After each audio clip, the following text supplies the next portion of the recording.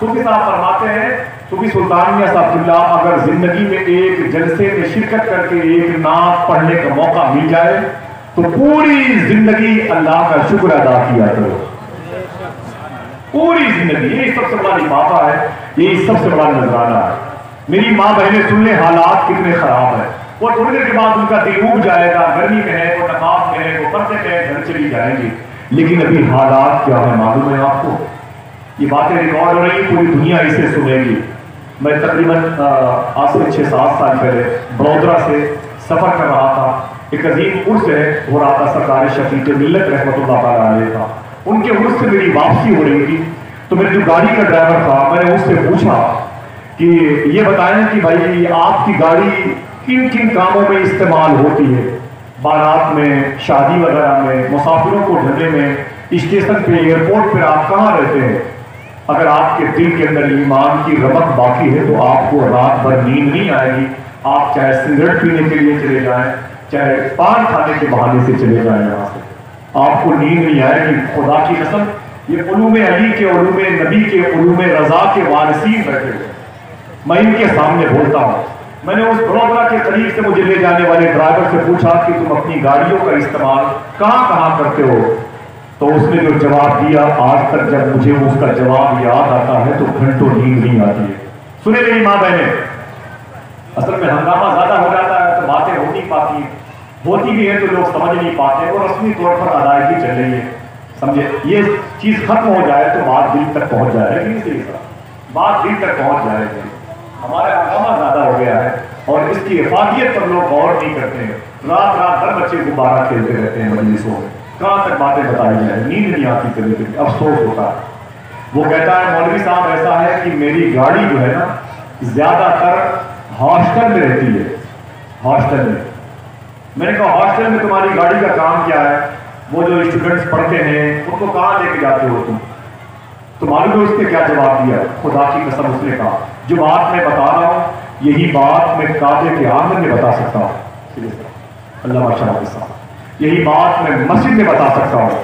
اور میری ماں بہنیں بیٹھی ہوئی، میں اس مدرسے میں جو سرکار شیخ لوڑیا کی روح کا فیض عشق مصطفیٰ کی صورت میں تقسیم کرتی ہے، بات بتا سکتا ہوں. غلاف کعبہ تھام کے کہہ سکتا ہوں. اس غیر مسلم ڈرائیور نے کہا تھا یہ میری گاڑی ہاسٹل میں لگی رہتی ہے، میں اس گاڑی سے رات میں لڑکیوں کی عزتوں کی سپلائی کرتا ہوں. مجھے یہ باتیں بتانی نہیں، مجھے معاف کرنا نہیں چاہیے کہ مجھے بتانا. لیکن معلوم ہے اس کے بعد کیا بولا؟ اپنا چھوٹا سا موبائل نکال کے بولا مولوی صاحب آپ لوگ تقریر کرنے کے لیے کہاں جاتے ہیں؟ میں بتاتا ہوں آپ کو، اس ہاسٹل میں سب سے زیادہ مسلم لڑکیاں ہیں جو راتوں کو اپنی عزتیں بیچتی ہیں. ادھر دکان لگی ہوئی اس لڑکی چلے جائے آپ کبھی کہتا ہے چھوڑ دیں ماں بہنوں کو، انگاروں کے حوالے چھوڑ دیں ان کو چھوڑ دیں آپ جہنم کے تپتے ہوئے تپش کے حوالے سے. آج ہمارے گھر کا یہ معاشرہ ہے. آپ یقین کریں میں گھنٹوں تو میری سانس نکلنا مشکل ہے. عجیب سی کیفیت تھی، میری روح اوپر نیچے ہوتی تھی، میری سانس اوپر نیچے ہوتی تھی. عجیب سی کیفیت میں تھا. اے سی چل رہی تھی، مجھے پسینے آ رہے تھے. اس نے کہا سب سے زیادہ مسلم لڑکیاں ہیں جو ہاسٹل میں پڑھتی ہیں اور راتوں کو پیسے لے کے اپنی عزت بیچتی ہیں. یہ کام ہے اور اس کی زبان ابھی تک وہ جملے مجھے یاد ہیں. ابھی ایک بیماری ہے یہ پورے ہندوستان میں، مسلم لڑکیاں غیر مسلم لڑکوں کے ساتھ شادیاں کر رہی ہیں. صحیح ہے کہ نہیں بھائی؟ ہاں یہ ہمارے معاشرے کا عالم تھا. میں ایک سوال کرتا ہوں اپنی بہنوں سے، آخر کیا کمی ہے ان آنکھوں میں جو آنکھیں قرآن پڑھتی ہیں؟ آخر ان گھروں میں سے تمہارا دل کیوں اچٹ گیا جن گھروں میں حضور پر درود پڑھا جاتا ہے؟ آخر ان چہروں کی چمک میں کون سی تم نے کمی پائی ہے؟ تم نے پتھروں کو خدا کہنے والوں سے عشق کر بیٹھی. تمہیں معلوم نہیں کہ حضور کے چہرے کی چمک حضور کی امت کے دل کے چہرے میں آج ہی پائی جاتی ہے. کہاں جا کے دل لگایا ہے لڑکیوں نے؟ ہماری ناک کر گئی. اسلام کی روح تڑپتی ہے. خدا کی قسم قرآن کے پاروں کو کھولنے کے لیے وقت نہیں ہے، بے پردہ گھومنے کے لیے ہمارے پاس وقت ہے.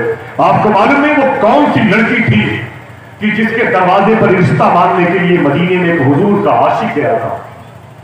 حضور کا ایک عاشق گیا تھا جس نے حضور سے کہا تھا میرے بھائی سنو، اے بیٹھو بیٹھ جاؤ لاشیں اٹھی ہوئی عزتوں کی، تمہیں باہر ٹہلنے کی فکر ہے، اپنے گھر کی خیر لو بھائی ذرا تھا، ذمہ داریاں نبھاؤ آپ۔ وہ حضور کا عاشق حضور کے سامنے بیٹھا، بولا حضور مدینے میں ایک بڑی حسین لڑکی ہے، میں اس سے شادی کرنا چاہتا ہوں۔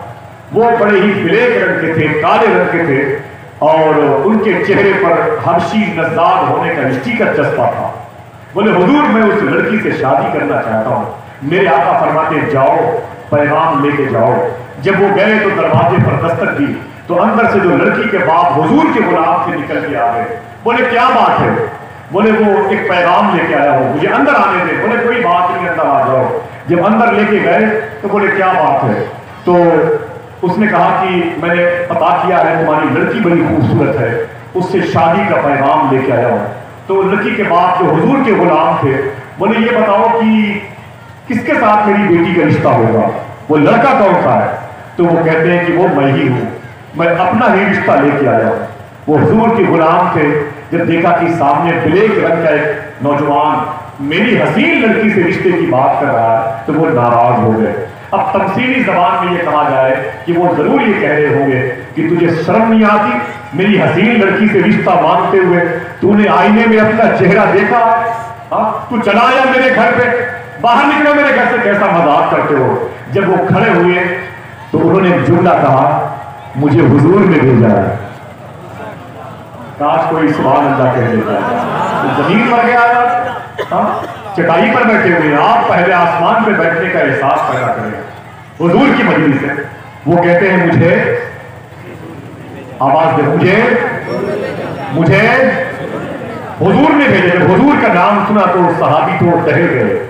مجھے آپ جائیں میرے گھر سے، اس ٹاپک پر میں حضور سے بات کروں گا، آپ میرے گھر سے جائیں۔ جیسے وہ نکل کے باہر آئے، میری بہنوں سن لو، چند دن کی زندگی ہے، کاکروچ سے، چھپکلی سے اور بڑی بڑی مکھیوں سے تم ڈر جاتی ہو، اور اگر یہ مزاج بدلا تو تمہاری قبر میں کیا ہوگا؟ جہاں سانپ بچھو انتظار کر رہے ہیں۔ ہم جانتے ہیں کہ ہماری بھی حالت بگڑ ہوگی، لیکن ابھی ٹاپک تم ہو، تمہارا کردار ہے۔ جیسے وہ باہر نکلے، اس صحابی کی بیٹی جو آنگن میں تھی وہ نکل کے باہر آ گئی برآمدے میں۔ ابو کیا بات ہے، کیوں ناراض ہے، کون آیا تھا؟ تو لڑکی کے باپ نے کہا پتہ نہیں کہاں سے لوگ چلے جاتے ہیں۔ کہا بات کیا ہے؟ کہتے کہ ایک لڑکا آیا تھا، بالکل کالے رنگ کا تھا، وہ کہہ رہا تھا کہ مجھے آپ کی لڑکی سے شادی کرنا ہے۔ تو میں ناراض ہو گیا، اپنا چہرہ کبھی آئینے میں دیکھا ہے، کالا رنگ کا تو وجود رکھتا ہے، اور تو اس وقت میرے سامنے میری حسین لڑکی سے شادی کر رہا ہے۔ تو جاتے جاتے اس نے کہا کہ مجھے حضور نے بھیجا۔ میں نے اس سے کہا کہ اس ٹاپک پر میں حضور سے بات کروں گا۔ وہ لڑکا جا رہا ہے۔ لڑکی نے جملہ کہا تھا ابو اسے واپس بلا لیجیے۔ کیا کہا اسے؟ واپس بلا لیجیے۔ کہا کیوں؟ کہا اب یہ نہ دیکھو کہ آنے والا کیسا ہے، یہ دیکھو بھیجنے والا کون ہے۔ اب یہ نہ دیکھو کہ آنے والا کیسا ہے، یہ دیکھو کہ بھیجنے والا کون ہے۔ ابو میرا رشتہ اسی سے ہوگا، اللہ میرا رشتہ اسی بلیک مین سے، اسی کالے سے ہوگا۔ اور سنیے ابو، جب میری اس سے شادی ہوگی، میری بہنوں سن لو، چند دن کی بات ہے، سارے حسن کے تیور اتر جائیں گے اور قبر کے کیڑے مکوڑوں کی ہم غذا بن جائیں گے۔ سنو میری ماں، میری بہنوں، تمہاری کوکھ میں حضور کی امت موجود ہے، تمہارے دامن میں درود پڑھنے والی امت تڑپ رہی ہے، اور آج رویہ ہماری بے پردگی کا اسلام کی روح کو تکلیف پہنچا رہا ہے۔ وہ لڑکی کہتی ہے اسے بلا لو، مجھے شادی اسی کے ساتھ کرنی ہے، اور اگر ابو میری شادی اس کے ساتھ ہوگی، میں اس بلیک رنگ کے انسان کے ساتھ جب میں کہیں سفر پہ جاؤں گی، میری سہیلیاں پوچھیں گی اے فلاں یہ کالے رنگ کا مرد تیرے قریب کون ہے؟ تو میں کہوں گی یہ میرا شوہر ہے، یہ میرا شوہر ہے۔ تو وہ لڑکیاں ہنسیں گی کتنی حسین لڑکی تو، اور کتنا بلیک میں، تجھے شوہر ہسبینڈ ملا ہے، شوہر ملا ہے، زوج ملا ہے۔ زوج بولتے ہیں شوہر کو، زوجے کے مقابل میں۔ تو وہ کہتی ہے لڑکیاں مذاق اڑائیں گی، تب میں ان لڑکیوں سے کہوں گی کہ تمہارا رشتہ تمہارے ماموں نے کروایا، تمہارا رشتہ تمہارے پھوپھا نے کروایا، تمہارا رشتہ تمہارے باپ نے کروایا۔ اللہ کا شکر ہے کہ میرا رشتہ رسول پاک نے کروایا، میرا رشتہ رسول پاک نے کروایا۔ میں انہیں نہیں حضور کو دیکھتی ہوں، حضور کے فیصلے کو میں تسلیم کرتی ہوں۔ خدا کی قسم کیا بات ہے، آج مسلم لڑکیاں کہاں جا رہی ہیں، ان کی حالات کو تبدیل ہو رہے ہیں۔ और रोजाना सैकड़ों फाइलें यूपी हुकूमत के ऑफिसों में पहुंच रही हैं इनकी बेपरदगी की। कहीं आगरा से खबर आई है, कहीं कौशाम्बी जिले से खबर आ रही है, कहीं फतेहपुर से खबर आ रही है। मैं अपनी मर्जी से किसी गैर मुस्लिम शख्स के साथ शादी करना चाहती हूँ।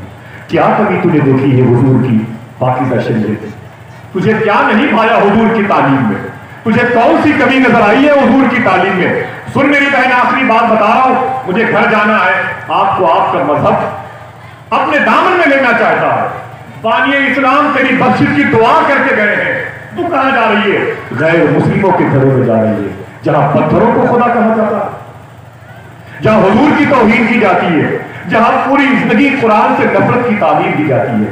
उस घर को छोड़ मत। गरीब है तो क्या हुआ, वो घर छप्पर है तो क्या हुआ, उस घर में दरूद पढ़ने वाले लोग पाए जाते हैं। भीख मांगने वाला तेरा शोहर है तो क्या हुआ, कम से कम हुजूर की नाते तो पड़ता है। जब लोग गौस आज़म की मजलिस कराते हैं तो जमीन पर बैठ के नारे तो लगाता है। ये न देख उसके पास पैसे है कि नहीं, ये देख उसके दिल में हुजूर की मोहब्बत है कि नहीं। तुझे कौन सी कमी लगी इस्लाम मजहब में? क्या तुझे फायदा लगा इस्लाम मजहब में? कहां तू नफ्स पा लिया इस्लाम मजहब में? क्या इस्लाम की फाइल में कमजोर पहलू तूने देखा? तुझे नहीं मालूम है, एक मुहद्दिस है मदीने शरीफ के, मदीने शरीफ से मक्के शरीफ गए। मक्के में गए तो एक साहब का इंतकाल हो गया। उनके जनाजे को लेकर के माला कब्रिस्तान में आए। वो कहते हैं जब उस कब्रिस्तान में उन्हें दफन करने की नौबत आई तो तब एक कब्र में कई के मुर्दे दफन होते थे, खाने बनाए जाते थे दाएं बाएं, कब्र चौड़ी होती थी, उसमें उन्हें दफन किया गया। मैं 5 महीने वो कहते हैं मक्के शरीफ में था। फिर एक जनाजा मैं शिरकत करने के लिए उस जनाजे के साथ था। मेरे साथ लंदन के लोग थे, अल्लामा शहादत साहब बैठे हुए और सिर साहब बैठे थे, ये बगदादी लोग बैठे हुए और देखिए जमील भाई, वो मुहद्दिस कहते हैं मैं उस 5 महीने के बाद फिर एक जनाजे को हाथ कांधा देने के लिए गया माला कब्रिस्तान। जब गया तो सूए इत्तेफाक उसको भी उसी कब्र में दफन किया गया जिसमें 5 महीना पहले एक मक्के में रहने वाले हाजी को दफन किया गया। लेकिन कयामत आ गई जब उसकी कब्र को खोला गया तो जब उसके एक खाने में उस मुर्दे को दफन करने के लिए लोग लेके आए तो उसके नीचे 5 महीना पहले जिस हाजी को दफन किया गया था, जिसमें मैं शरीक थे जनाजे में, चीख निकल गई। क्या देखा, उस खाने से, उस अलमारी से हाजी साहब का जनाजा गायब है। उस अलमारी में एक लाश रखी हुई है जिस लाश पर लंदन के एक कब्रिस्तान की मोहर लगी हुई। दिल से सुन ले, मुझे वापसी पर आप पत्थर की बारिश के साथ रुखसत कीजिएगा, मुझे कोई दिक्कत नहीं होगी, लेकिन इन माँ बहनों के किरदार को संभालिएगा। वो कहते हैं मैं दंग रह गया, जनाजे में शिरकत करने वाले चीख पड़े, अरे ये क्या मामला है? तो लोगों ने कहा कि 5 महीना पहले इसमें एक हाजी को दफन किया गया था, इस खाने में रखा गया था। इस खाने में एक अंग्रेज मुल्क लंदन की एक लड़की एक का नाम लिखा हुआ है और ये वहां कब्रिस्तान की मोहर लगी हुई है। जरा इसका चेहरा तो खोल के देखो, इसमें कौन है? वो कहते हैं मेरे साथ कुछ हाजी लंदन के भी थे जो माला कब्रिस्तान में खड़े थे। जब जनाजा खोलने वाले उसके चेहरे को हटाते हैं तो चीख निकल गई। उस जनाजे में एक लड़की की लाश लिपटी हुई थी। लड़की के चेहरे से हुजूर का नूर, हुजूर की मोहब्बत का नूर, हुजूर की नूरानियत और रूहानियत का नूर चमक रहा था। लोग दंग रहे थे। अजीब बात है, 5 महीना पहले इस अलमारी में मक्के के हाजी को दफन किया गया था और 5 महीने के बाद इस अलमारी से एक अंग्रेज लंदन की जमीन पर मरने वाली लड़की की लाश नजर आ रही है। वो जो हाजी साहब कहते हैं, मुहद्दिस कहते हैं, मेरे करीब में कुछ लंदन के हाजी थे, वो दंग रह गए। वो चीख मार के बोले इस लड़की को मैं पहचानता हूं। लोगों ने कहा ये कौन है? तो बोले कि ये हमारे मुल्क की लड़की है, लंदन में इसने 2 साल पहले इस्लाम कबूल कर लिया था। पीछे वाले बोले सुभान अल्लाह, जरा हाथों को डाल के बोले लब्बैक या रसूल अल्लाह। जो काम आएगा उसका नाम ले, जोर से बोले लब्बैक या रसूल अल्लाह।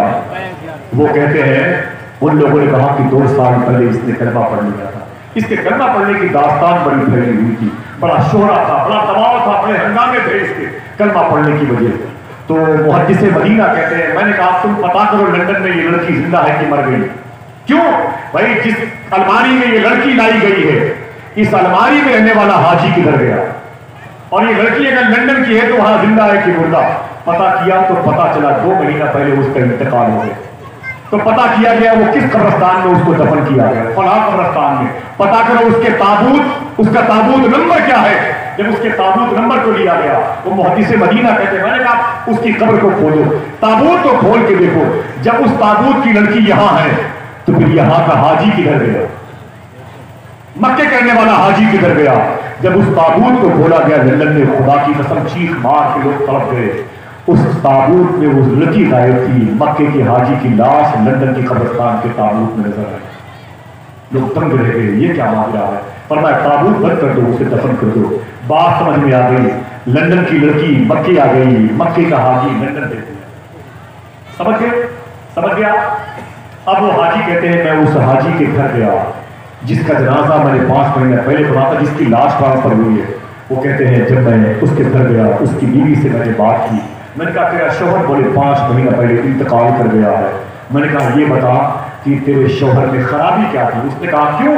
تو میں نے پوری بات بتائی کہ تیرے شوہر کی لاش ٹرانسفر ہو گئی ہے، تیرا شوہر یہاں سے اٹھا کے لندن بھیج دیا گیا ہے، لندن کی لڑکی کو مکے بلایا جا گیا۔ اس لڑکی نے کہا سنیں میری بہنوں، سنیں، لوگ قرآن کی تلاوت پسند نہیں کرتے، نمازوں سے انرجی ہو گئی ہے اور اذانوں سے انہیں انرجی ہو گئی ہے، اسلام مذہب سے دور ہو رہی ہیں لڑکیاں۔ اللہ اکبر، اللہ اکبر، کہاں جائے گا یہ سزا بھی بلا میرے وہاں؟ اللہ اکبر۔ وہ حاجی کی بیوی کہتی میرے شوہر میں کوئی خرابی نہیں تھی، ایک خرابی تھی، وہ سن لیجیے۔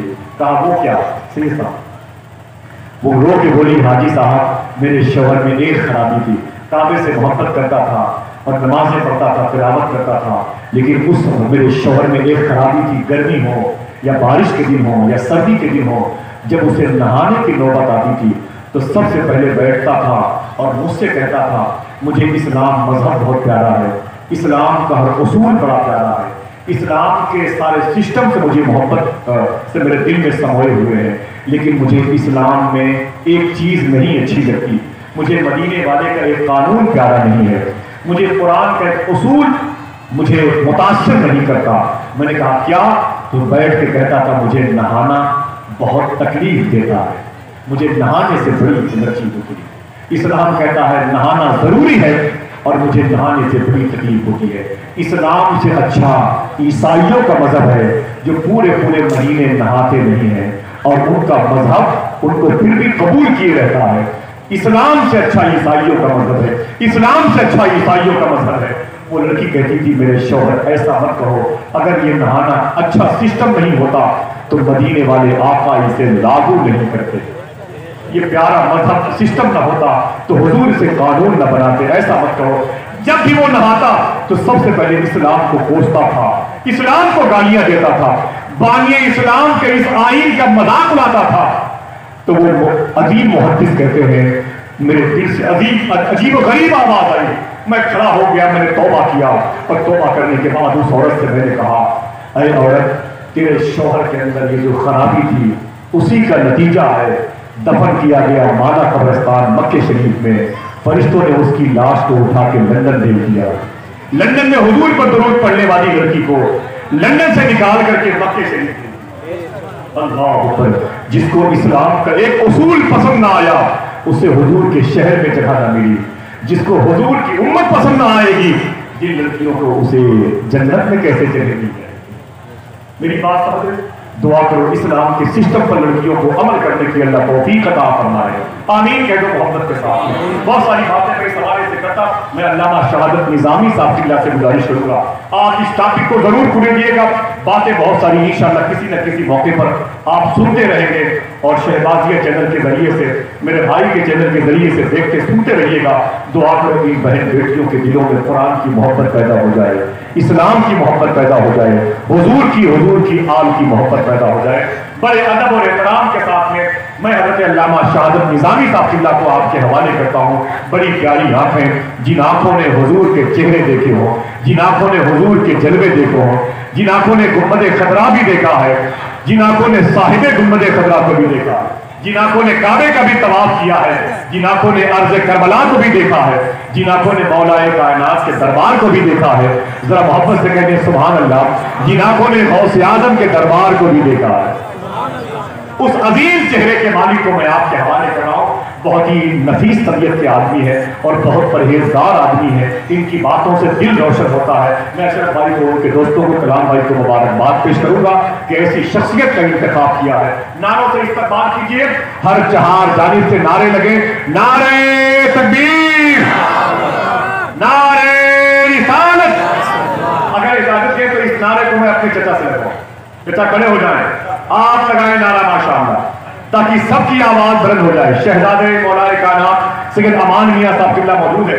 ماشاءاللہ لگائیں نعرہ تکبیر. دونوں ہاتھوں کو اٹھائیں، دونوں ہاتھوں کو اٹھائیں. ماشاءاللہ سبحان اللہ. اشرف بھائی بہت بہت مبارک ہوا. نعرہ رسالت. فیضان صہیب الاولیاء، فیضان صہیب الاولیاء، علماء اہل سنت زندہ باد. نعرہ تکبیر، ماشاءاللہ. نعرہ رسالت. اچھا اشرف بھائی کوئی ادھر نہیں ہے کوئی نعرہ لگانے والا آپ کی طرف. آپ کا دامن کمزور ہے اس طرف کا، آپ کا پہلو کمزور ہے. ایک شخص کو بیلنس کو برابر رکھنے کے لیے ہونا چاہیے تاکہ کشتی کے دونوں پلے مسافروں کو لے کے ساحل مراد تک پہنچ جائیں. ماشاءاللہ. والضحیٰ اور سورہ رحمان میں موجود ہے. ذکر ان کے ہر جگہ قرآن میں موجود ہے. ذکر ان کے ہر جگہ قرآن میں موجود ہے. ذرا محبت سے بولے سبحان اللہ. اپنے ہاتھوں کو اٹھائیں، پھر سے بولے لبیک یا رسول اللہ، لبیک یا رسول اللہ.